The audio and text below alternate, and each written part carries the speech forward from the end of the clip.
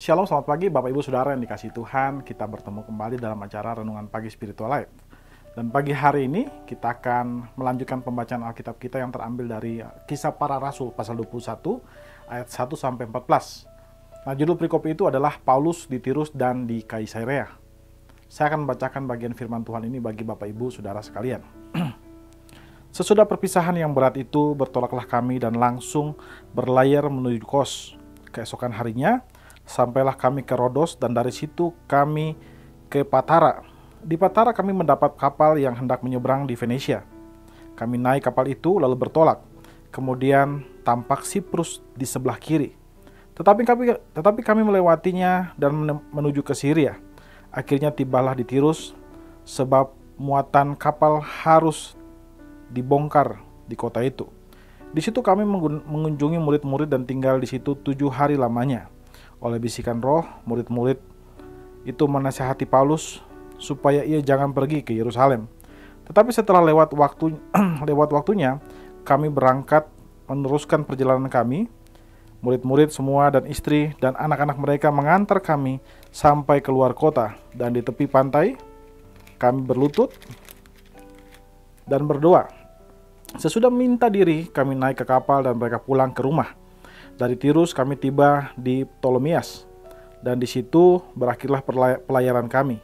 Kami memberi salam kepada saudara-saudara dan tinggal 1 hari di antara mereka. Pada keesokan harinya kami berangkat dari situ dan tiba di Kaisarea.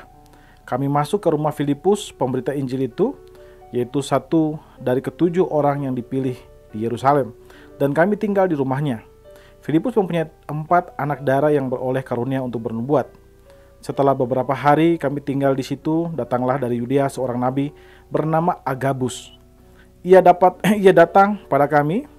Ia lalu mengambil ikat pinggang Paulus sambil mengikat kaki dan tangannya sendiri. Ia berkata, "Demikianlah kata Roh Kudus, beginilah orang yang mempunyai ikat pinggang ini akan diikat oleh orang-orang Yahudi di Yerusalem dan diserahkan ke dalam tangan bangsa-bangsa lain." Mendengar itu, kami bersama-sama dengan murid-murid di tempat itu meminta supaya Paulus jangan pergi ke Yerusalem. Tetapi Paulus menjawab, "Mengapa kamu menangis dan dengan jalan demikian kamu menghancurkan hatiku? Sebab aku ini rela bukan saja untuk diikat, tetapi juga untuk mati di Yerusalem oleh karena nama Tuhan Yesus." Karena ia tidak mau menerima nasihat kami menyerah dan berkata, "Jadilah kehendak Tuhan." Saudara yang dikasihi Tuhan, di dalam perikop yang baru saja kita baca, dijelaskan tentang perjalanan Rasul Paulus dari Miletus ke Yerusalem. Dijelaskan di sana bahwa setelah dia berpisah dengan para penatua dari Efesus yang bertemu dengan dia di kota Miletus, dia kemudian bertolak menuju ke Yerusalem. Dia menyeberangi beberapa tempat dan kemudian sampai ke daerah Ptolemais. Di sana ia kemudian pergi ke Kaisarea. Saudara yang dikasihi Tuhan, di Kaisarea dia tinggal bersama Filipus. Filipus adalah orang yang memberitakan Injil kepada sida-sida dari Ethiopia. Karena itu dia disebut dengan Filipus sang pemberita Injil. Setelah tinggal beberapa hari di sana, kemudian dari Yehuda atau dari Yerusalem datanglah dari Yudea datanglah seorang yang bernama Agabus. Agabus ini memiliki karunia untuk bernubuat. Dan di sana dia kemudian bernubuat tentang Rasul Paulus, bahwa Rasul Paulus akan ditangkap oleh orang-orang Yahudi dan akan diserahkan kepada bangsa-bangsa lain. Dalam hal ini adalah bangsa Romawi.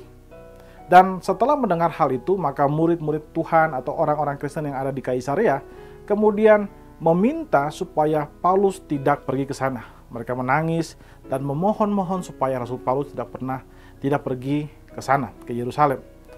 Namun Rasul Paulus tetap berkeras hati untuk tetap pergi ke sana karena dia percaya bahwa itulah yang dikehendaki Roh Kudus kepada dia untuk pergi ke sana. Dan akhirnya setelah mereka berusaha membujuk Rasul Paulus untuk tidak pergi ke sana, maka mereka kemudian melepaskan Rasul Paulus. Mereka merelakan Rasul Paulus untuk pergi ke Yerusalem. Dengan berat hati mereka tetap akhirnya melepaskan Rasul Paulus. Lalu mereka berkata, "Jadilah kehendak Tuhan." Nah, saudara yang dikasihi Tuhan, di dalam bagian ini memang sangat menarik adalah kita melihat bahwa seringkali Allah melakukan berbagai hal yang berbeda daripada apa yang kita inginkan sebagai manusia. Sama halnya dengan Rasul Paulus. Rasul Paulus tentu secara manusia, tentu dia tidak mau mati konyol. Tapi dia percaya bahwa Tuhan sedang membawa dia kepada suatu rencana yang besar di Yerusalem. Dan karena itu, dia ingin pergi ke Yerusalem. Di sisi lain, para murid-murid Kristus, murid-murid orang percaya yang ada di Kaisaria, mereka pun ketika mereka mendengar bahwa Tuhan menyatakan apa yang akan terjadi kepada Rasul Paulus, mereka pun kemudian merespon dengan cara mereka melarang Rasul Paulus ke sana. Saya kira tidak ada yang salah dengan itu, karena secara manusia memang kita tentu akan menghindar dari bahaya. Tapi Rasul Paulus menunjukkan sifat yang berbeda.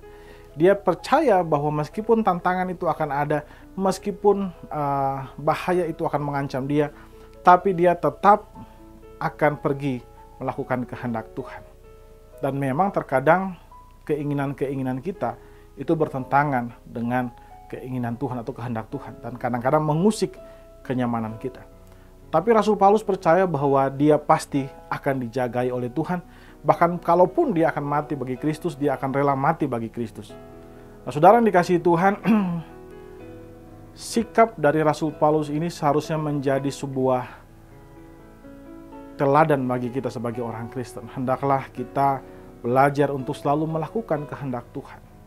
Meskipun kita tahu apa yang kita lakukan, di sisi lain itu mungkin tidak nyaman bagi kehidupan kita atau manusia daging kita, tapi kita tetap harus melakukannya untuk kemuliaan Tuhan. Karena itu, hendaklah kita selalu melakukan apa yang dikehendaki Tuhan, meskipun hal itu tidak menyenangkan diri kita. Saudara yang dikasihi Tuhan, mari saudara, kita ambil waktu sejenak untuk merenungkan firman Tuhan yang baru saja kita dengarkan.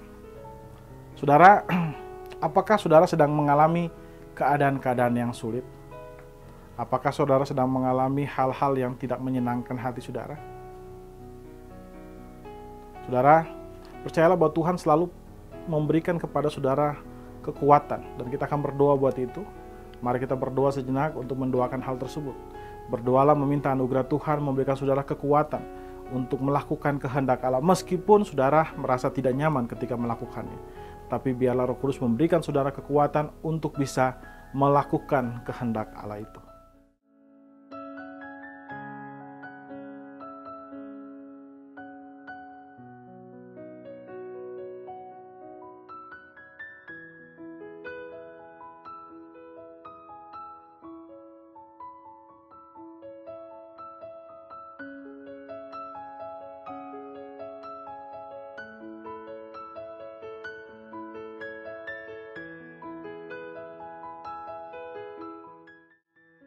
Saudara, marilah kita selalu percaya bahwa Allah akan selalu memelihara kita dan akan selalu menjaga kita. Mari kita tundukkan kepala, kita berdoa. Ya Tuhan Allah Bapa kami bersyukur buat kasih dan setiamu kepada kami. Terima kasih jika sampai saat ini Engkau masih menjaga kami, melindungi kami. Kami percaya itu hanya karena kasih karunia-Mu Tuhan. Bapa, terima kasih buat firman Tuhan hari ini yang mengajarkan kami bahwa sama halnya dengan Rasul Paulus yang selalu meneladani Engkau Tuhan untuk selalu taat kepada kehendak Bapa apapun yang akan terjadi. Demikianlah juga hendaklah kami menjadi orang-orang yang selalu taat kepada kehendak Bapa apapun yang kami rasakan Tuhan. Ajar kami untuk taat, berikan kami kekuatan untuk bisa melakukan semuanya Tuhan. Terpujilah nama-Mu Bapa, di dalam nama Kristus Tuhan kami berdoa kepada Allah Bapa yang bertahta dalam kerajaan surga. Haleluya. Amin. Amin. Bapak Ibu saudara dikasihi Tuhan, selamat pagi, selamat beraktivitas, dan Tuhan Yesus memberkati kita semua.